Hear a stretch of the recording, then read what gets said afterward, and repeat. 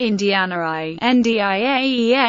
is a U.S. state located in the Midwestern and Great Lakes regions of North America. Indiana is the 38th largest by area and the 16th most populous of the 50 United States. Its capital and largest city is Indianapolis. Indiana was admitted to the United States as the 19th U.S. state on December 11, 1816. Before becoming a territory, varying cultures of indigenous peoples and historic Native Americans inhabited Indiana for thousands of years. Since its founding as a territory, settlement patterns in Indiana have reflected regional cultural segmentation present in the eastern United States. The state's northernmost tier was settled primarily by people from New England and New York. Central Indiana by migrants from the mid-Atlantic states and from adjacent Ohio, and southern Indiana by settlers from the southern states, particularly Kentucky and Tennessee. Indiana has a diverse economy with a gross state product of $298 billion in 2012. Indiana has several metropolitan areas with populations greater than 100,000 and a number of smaller industrial cities and towns.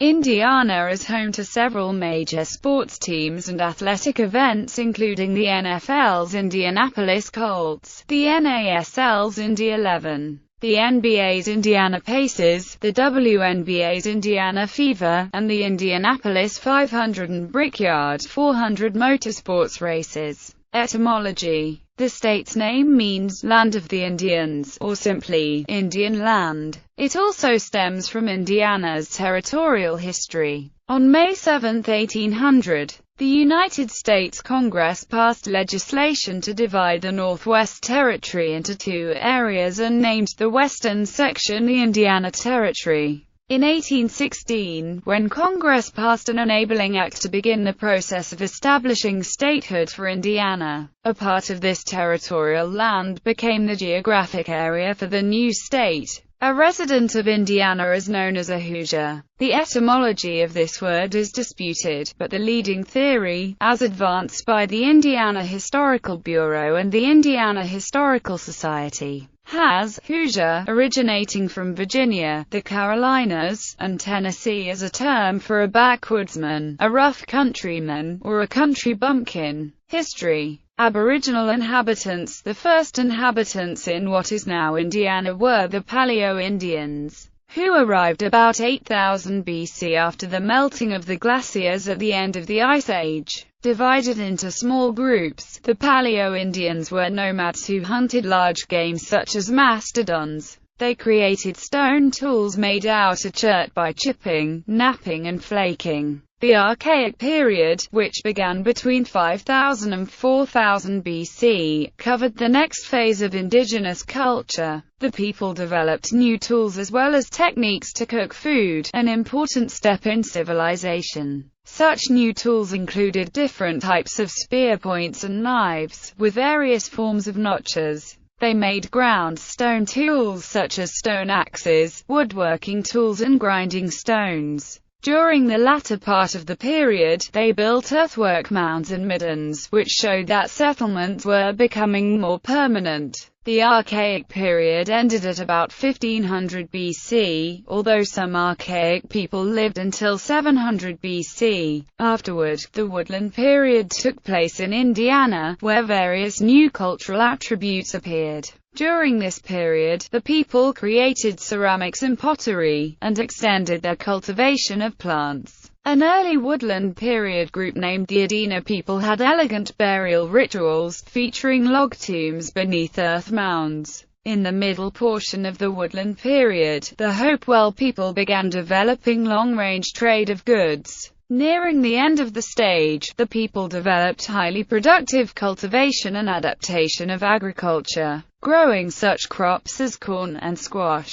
The Woodland period ended around 1000 AD.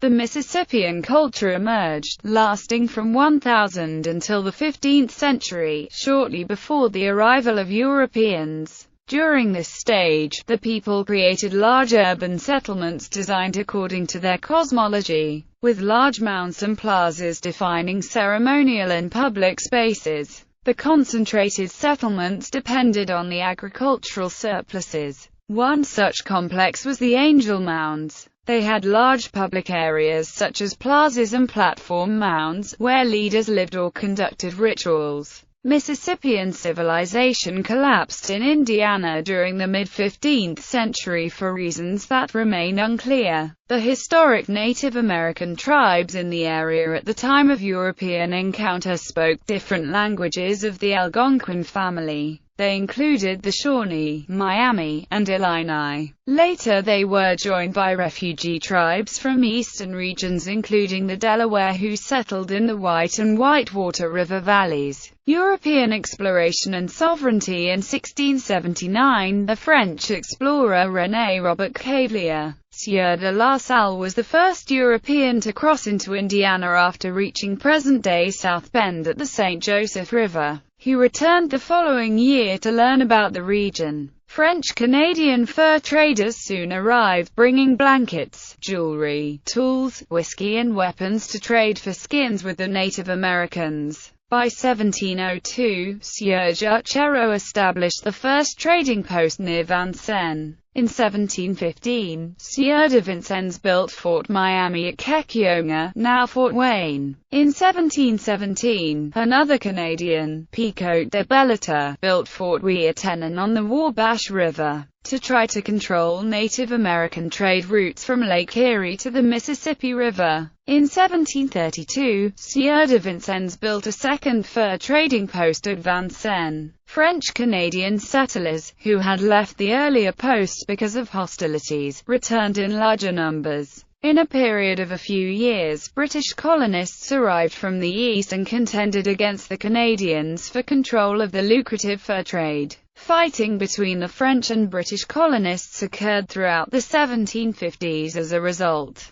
The Native American tribes of Indiana sided with the French Canadians during the French and Indian War. With British victory in 1763, the French were forced to cede all their lands in North America east of the Mississippi River and north and west of the colonies to the British Crown. The tribes in Indiana did not give up. They destroyed Fort Ouiatenon and Fort Miami during Pontiac's Rebellion. The British Royal Proclamation of 1763 designated the land west of the Appalachians for Indian use, and excluded British colonists from the area, which the Crown called Indian Territory. In 1775, the American Revolutionary War began as the colonists sought for more self-government and independence from the British. The majority of the fighting took place near the East Coast, but the Patriot military officer George Rogers Clark called for an army to help fight the British in the West. Clark's army won significant battles and took over Vincennes and Fort Sackville on February 25, 1779. During the war, Clark managed to cut off British troops who were attacking the eastern colonists from the west. His success is often credited for changing the course of the American Revolutionary War. At the end of the war, through the Treaty of Paris, the British Crown ceded their claims to the land south of the Great Lakes to the newly formed United States, including American Indian lands. The frontier. In 1787, the U.S. defined present-day Indiana as part of its Northwest Territory. In 1800, Congress separated Ohio from the Northwest Territory, designating the rest of the land as the Indiana Territory. President Thomas Jefferson chose William Henry Harrison as the governor of the territory, and Vincennes was established as the capital. After Michigan Territory was separated and the Illinois Territory was formed, Indiana was reduced to its current size and geography. Starting with the Battle of Fallen Timbers in 1794 and Treaty of Greenville, 1795, Indian titles to Indiana lands were extinguished by usurpation, purchase, or war and treaty. About half the state was acquired in the St. Mary's Purchase from the Miami in 1818. Purchases weren't complete until the Treaty of Mississiniwis in 1826 acquired the last of the reserved Indian lands in the Northeast. A portrait of the Indiana frontier about 1810. The frontier was defined by the Treaty of Fort Wayne, Indiana, 1809, adding much of southwestern lands around Vincennes and southeastern lands adjacent to Cincinnati, to areas along the Ohio River as a part of U.S. territory. Settlements were military outposts: Fort Weirtenon in the northwest and Fort Miami in the northeast. Fort Knox and Vincennes Settlement on the lower Wabash, Clarksville, Vevey, and Corydon along the Ohio River. The Quaker Colony in Richmond on the eastern border, and Connors Post on the east-central frontier. Indianapolis wouldn't be a populated place for 15 more years, and central and northern Indiana Territory remained savage wilderness. Indian presence was waning, but still a threat to settlement. Only 2 counties, Clark and Dearborn in the extreme southeast, had been organized.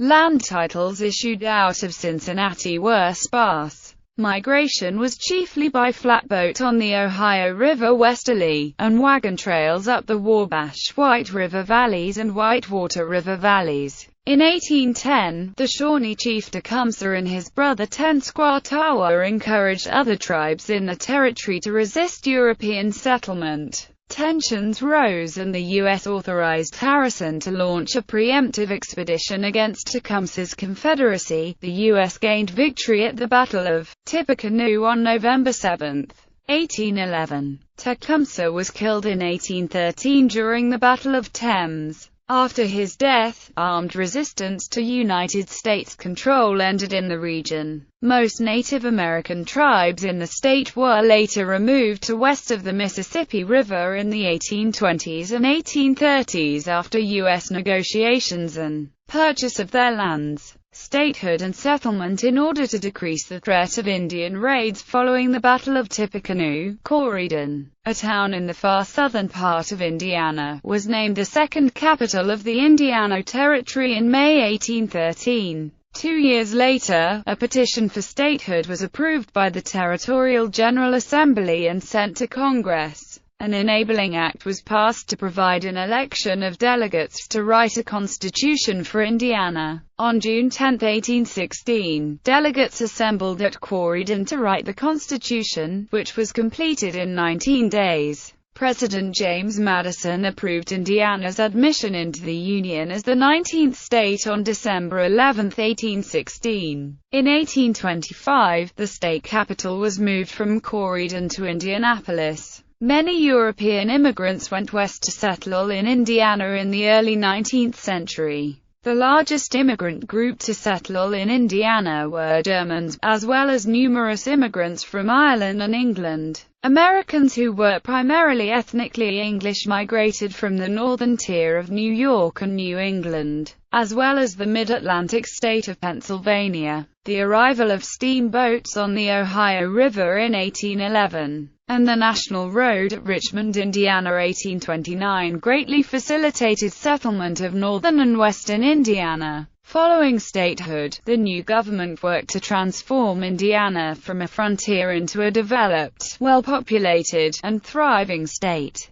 beginning significant demographic and economic changes. The state's founders initiated a program, Indiana Mammoth Internal Improvement Act, that led to the construction of roads, canals, railroads and state-funded public schools. The plans bankrupted the state and were a financial disaster, but increased land and produce value more than fourfold. In response to the crisis and in order to avert another, in 1851, a second constitution was adopted. Among its provisions were a prohibition on public debt and extension of suffrage to African Americans. Civil War. During the American Civil War, Indiana became politically influential and played an important role in the affairs of the nation. As the first Western state to mobilize for the United States in the war, Indiana had soldiers participating in all of the major engagements. The state provided 126 infantry regiments, 26 batteries of artillery and 13 regiments of cavalry to the cause of the Union. In 1861, Indiana was assigned a quota of 7,500 men to join the Union Army.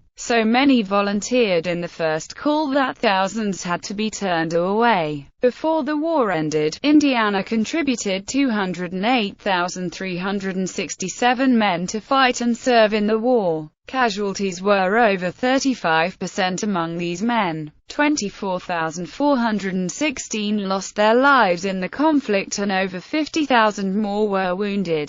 The only Civil War battle fought in Indiana was the Battle of Corydon, which occurred during Morgan's raid. The battle left 15 dead, 40 wounded, and 355 captured. Indiana remained a largely agricultural state. Post-war industries included food processing, such as milling grain, distilling it into alcohol, and meat packing, building of wagons, buggies, farm machinery, and hardware. Early 20th century. With the onset of the Industrial Revolution, Indiana industry began to grow at an accelerated rate across the northern part of the state.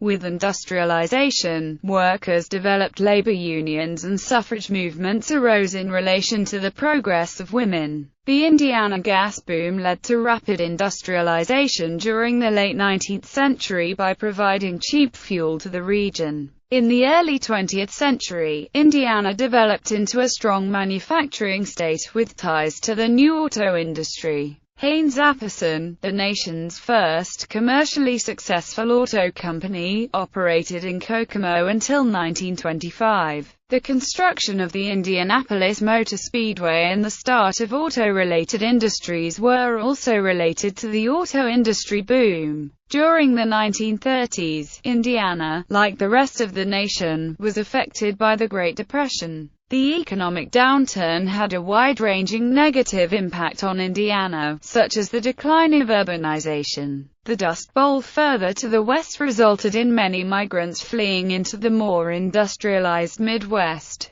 Governor Paul V.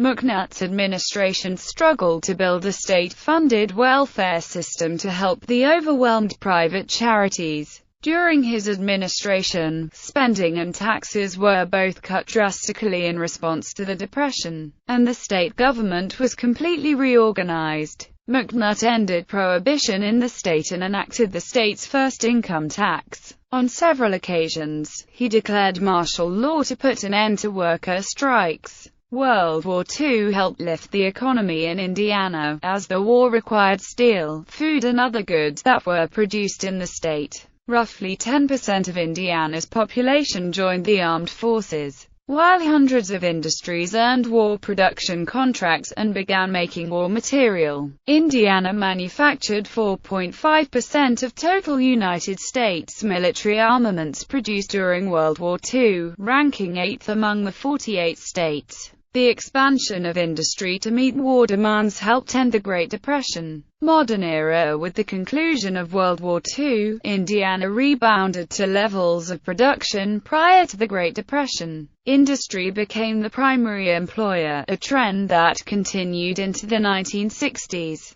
Urbanization during the 1950s and 1960s led to substantial growth in the state's cities. The auto, steel and pharmaceutical industries topped Indiana's major businesses. Indiana's population continued to grow during the years after the war, exceeding 5 million by the 1970 census. In the 1960s, the administration of Matthew E. Welsh adopted its first sales tax of 2%. Indiana schools were desegregated in 1949. In 1950, the Census Bureau reported Indiana's population as 95.5% white and 4.4% black. Governor Welsh also worked with the General Assembly to pass the Indiana Civil Rights Bill, granting equal protection to minorities in seeking employment. Beginning in 1970, a series of amendments to the state constitution were proposed. With adoption, the Indiana Court of Appeals was created and the procedure of appointing justices on the courts was adjusted. The 1973 oil crisis created a recession that hurt the automotive industry in Indiana. Companies such as Delco Electronics and Delphi began a long series of downsizing that contributed to higher unemployment rates in manufacturing in Anderson,